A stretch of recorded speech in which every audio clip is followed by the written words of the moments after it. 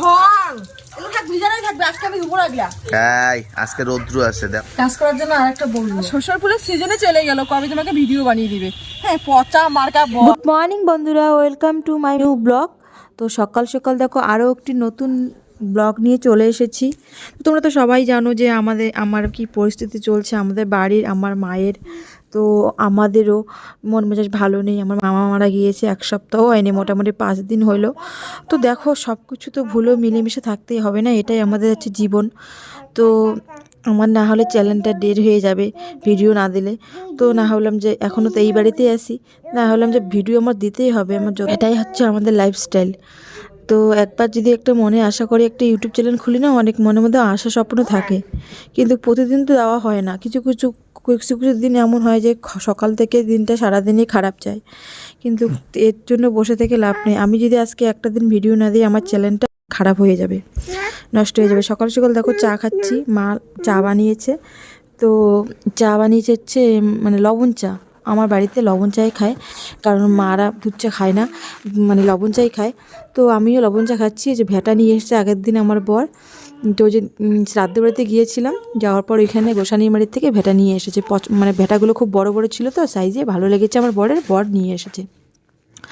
তারপরে চাটা খেয়ে দিয়ে ওইদিকে আবার মা আমাকে মানে ভাতের দায়িত্ব দিয়ে মা বলতেছে কি ভাতটা একটু নেড়ে চেড়ে দিয়ে, আমি একটু গিয়ে মানে ফুসকুসুনোকে নিয়ে মা একটু পিছনে রোদ্দে গেছে। তো ওই জন্য আমি ভাতটা নাড়াচাড়া করতেছি, এদিকে আমি চাও খাচ্ছি। তারপরে খেয়ে দিয়ে দেখো আগের দিন পরে গিয়েছে পুসকুসুনা জামা কাপড়গুলো, যে প্যান্ট জামাগুলো আমারও জামা কাপড়। তো আমার তো কুর্তিটা ধোয়া হয়নি, আমি পুসকুসুনারগুলো আগে ধুইতেছি। আর মানে সোয়েটারগুলো মানে যেগুলো হাইনেকগুলো পরে থাকে প্রচণ্ড পরিমাণে ধুলা হয় আমাদের বাড়িতে মাটির। আর পুসকুসুনা সারাদিনই মাটির মধ্যে গড়াগড় দেয়, মানে কী বলবো, এত মার খায় এত, তবু ওর মানে মানেই না, শোনেই না কোনো কথা। এগুলো জামা কাপড় প্রতিদিনই ধুয়ে দিতে হয়। দেখো ওগুলো ধুয়ে দিচ্ছি, আর সাদা শার্টটা একটু সাবান মেখে ওদিকে রেখে দিলাম, ওটা পরে দেবো। আর এদিকে পুসকুসুনার প্যান্ট সোয়েটার হানিগুলো ধুয়ে দিচ্ছি। আর তোমরা দেখো এই বাচ্চা মেয়েটা হচ্ছে আমার বোনের মেয়ে। তো ও না ভিডিও করলে ব্লগ করলে খুব উৎসাহ পায়, কেন জানি না। ও নিজে নিজে মোবাইল নিয়ে বলে hello guys blog to my channel, মানে এরকম করে বকর করতে থাকে। আর আমার ভিডিও করে দেখলে তো কোথায় থাক দৌড়ায় চলে আসবে, যে ভাবে যে মাই ভিডিও করতেছে, আমাকে মাই বলে রাখে। তো ওদেরও একটা চ্যানেল আছে, ওদের চ্যানেলের নাম দিশা মম শর্ট, মানে ওরা শর্ট ভিডিও এখানে আপলোড করে এখন আপাতত। আর আমি না ভিডিও করলে যখনই ভয়েস দিই আমার ছেলে একদম মানে কি বলি কি চিল্লায় আওয়াজ দিয়ে। জামা কাপড়গুলো দেখো এগুলো কিন্তু আমি আগে সার্ফ দিয়ে ভিজিয়ে রেখেছি। তো সার্ফ দিয়ে ভিজিয়ে রাখার পর এখন আমি সাবান দিয়ে ভালো করে ডলতেছি। যে পরিমাণে আমার পুসকুসুনের জামা কাপড় নোংরা হয় আমি আর কি বলবো, সাবান ছাড়া কোনো উপায় নাই। আবার এই জামা কাপড়গুলো ধোয়া হয়ে যাবে, এক বালতি জামা কাপড় অলরেডি হয়ে গেছে। এবার আমার বর নিয়ে আসে প্যান্ট।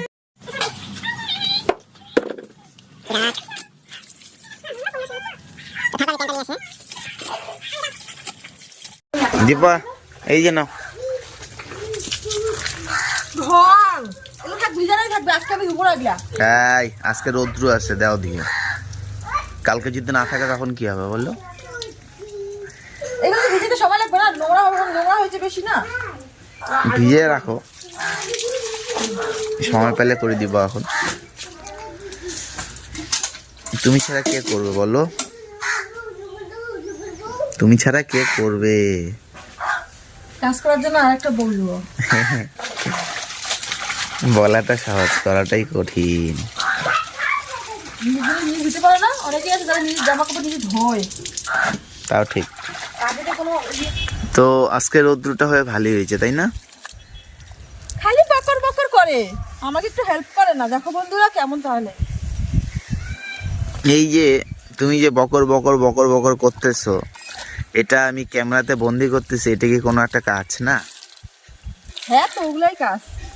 তাহলে তো সকালবেলা যে আকাশটা করেছিল প্রায় 10টা পর্যন্ত কুয়াশা ছিল, এখন তো রোদ্দু উঠেছে সেই একদম, কি ভালো লাগতেছে। রোদ্দু উঠলে খুব ভালো লাগে। আর এই জামা কাপড় দিলে এখন শুকিয়ে যাবে। আর রোদ্রের মধ্যে আমাকে একদম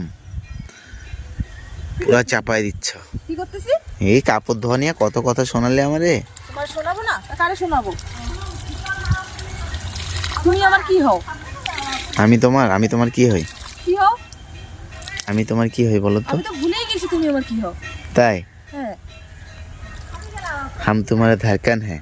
ধড়কান, ঝগড়া করে সবসময় পেছার কথা বলে। ধড়কান ঝগড়ার মধ্যেই তো ভালোবাসা লুকায় থাকে। আমার তো ভালোবাসা দরকার নাই। তুমি যত ঝগড়া করো না আমার ভালো লাগে। আচ্ছা তুমি এত দূর থেকে কথা বলতেছো, কথা শোনা যায়? হ্যাঁ, তুমি যত ঝগড়া করো আমার ভালো লাগে। দেখো এখানে আসছে, আমি কাজ করতে আসি, আমাকে ফোরন কাটার জন্য আসছে, কিন্তু নো হেল্প কিন্তু করতেছে না, কিন্তু ফোরন কাটার জন্য আসছে। এই যে এত কথা বলতেছো, তোমার এত সুন্দর ফুল, এই যে দেখো একদম ভোলা গান্দা ফুল অনেক। তো এইটা শার্ট দেখো আমার ছেলের কালকে একদম সাদা শার্ট একদম মানে কি বলবো কালো বানিয়ে ফেলছে। অনেক কষ্ট করে তুললাম, তো এইগুলো না এগুলো উঠে যায়, বেশি ভালো করে ধোয়া হইলো না, মানে আস্তে আস্তে উঠবে সাদা, তো তাই এগুলো এখন এটা এখানে দিব না, নাহলে নোংরা করবে, এটা বাড়িতে দিয়ে দিব। তো এখন হয়ে গেছে, এখন যাবো জলগুলো এখানে দেই, শস্যের মধ্যে ফুল হয়ে যাবে। তো সব থেকে লেটেস্ট কথা, এখানে শস্য হবে, জানি না কবে শস্য হবে। আমার মা বলেছে কি, দেখো দিকে আমাকে দেখো, আমার মা বলেছে কি এখানে শস্য ফুল হবে, পরে এসে ভিডিও করিস। কোন জন্মে ফুল হবে আমি জানি না, কবে আমি ভিডিও করতে পারবো, মা আমাকে এমন করে বলছে। দেখো এখনো শস্য একদম মানে ঢিপকিনি, কবে যে বড় হবে, কবে যে ফুল হবে, আমি আর শস্যর ফুলের সিজনে চলে গেল, কবে তোমাকে ভিডিও বানিয়ে দিবে। হ্যাঁ, পচা মার্কা বর। আর কি বলবো, তুমি যা বলতেছো খালি মুখে। ওই যে আমার ছেলে দেখো, ওর মা ওই কাপড় শুকাইতে দিয়ে চলে গেল, আর ছেলে দেখো ঠাকুর ঘর থেকে ঢাংসা নিয়ে আসছে, আইসা হরে কৃষ্ণ করতেছে। বাবা করো করো করো, বাবা বাবা শোনো শোনো শোনো, বাবা বাবা শোনো, পাপা এদিকে শোনো। ওই যে দেখো, তো বাচ্চাদের পিছনেই দৌড়ায়। হ্যাঁ, চলে গেল। তো বন্ধুরা, আমি এখন ঘুম থেকে উঠলাম, অনেক লেট করে উঠলাম, এখন বাজে 11টা। কালকে দিনহাটায় গেছিলাম, ওখানে অনেক রাত্রি হয়েছিল দীপার মামার বাড়িতে, তো ফিরতে ফিরতে অনেক রাত হয়ে গেছিলো, সারাদিন পরিশ্রম হয়েছিল, তাই আজকে একটু দেরি করে উঠলাম।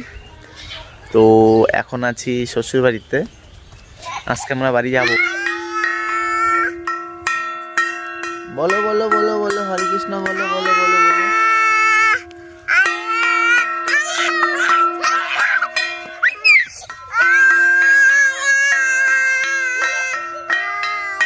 আর আমার ছেলে দেখো ওখানে জয় ঢাক বাজাচ্ছে, তো জয় ঢাকটা বাজাচ্ছে আর বলতেছে হরে কৃষ্ণ, মানে ও বলতে পারে না, খুব চেষ্টা করে। আজ দেখো, আর মা এদিকে মাছ পরিষ্কার করতেছে, তো বাবা মাছ নিয়ে এসেছে। দেখো এগুলো হচ্ছে মানে কি ইলিশ বলে আমি ঠিক জানি না, অনেকে অনেক রকমের নাম আছে, কেউ বলে খোকা ইলিশ, কেউ বলে কুজি ইলিশ। আর এদিকে দেখো যুদ্ধ করে আমি আমার ছেলেকে ভাত খাওয়াচ্ছি, একসাথে সব কিছুই হচ্ছে। আর ও তো এই যে ঠাকুর ছাড়া কিছু বোঝে না। আর তৃষা হাই বললো, দুই ফুল হাই বললো, দুটো হুড়ু বিড়াল।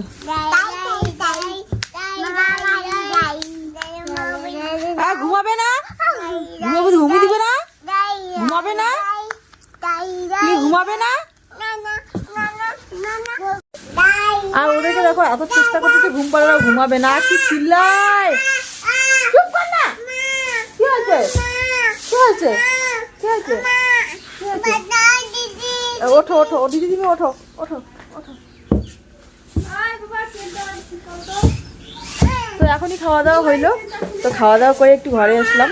আর পুষ্কুসোনাকে বলতেছি ঘুমানোর কথা, ও ঘুমাবে না। দেখো, তো রান্নায় জোর করে ঘুমটা পাড়িয়ে দেই, তারপরে আবার দেখা। তো বন্ধুরা এখন বাজে 4:30টার কাছাকাছি। তো খাওয়া দাওয়া করে আজকে যে এত হাওয়া ঠান্ডা পড়েছে না, কি বলবো। পুষ্কুসোনাকে ঘুম পাড়িয়ে দিলাম, পরে পুষ্কুসোনা এখানে মা শুয়ে আছে, আর এখানে নদীতে জল ওরা দিচ্ছে দেখো, তাই কিন্তু শব্দ হচ্ছে। তো ভাবলাম যতটুকু পারলাম ব্লগটা তোমাদের সঙ্গে শেয়ার করলাম। আজকে রাত্রেবেলা বাড়িতে যাব, কারণ অনেক কয়েকদিন হয়ে গেল, আর কতদিন বাড়িতে থাকি, এখানে 4-5 দিন হয়ে গেল। তো আমি তো 2 দিন থেকে গেলাম, পরে আবার আমার মা মারা গিয়েছে, এর জন্য আবার আসলাম। তো আইসে আবার, তো আজকে ব্লগটা এতটুকুই। আর একটু আসলাম এদিকে, মানে দেখো গাছবাড়িটার ওখানে দিশা পড়ে যাবে। তো পুষ্কুসোনা ঘুম পাড়িয়ে দিয়ে বাড়িতে এত হট্টগোল, কথাই বলতে পারি না, এদিকে কথা বলার জন্য আসলাম। তো দেখা হবে অন্য কোনো ব্লগে, এখানে তো দেখা হবে না, একবার ওই বাড়ি থেকে তোমাদের সঙ্গে দেখা হবে। তো টাটা, তোমরা ভালো থেকো, সুস্থ থাকো।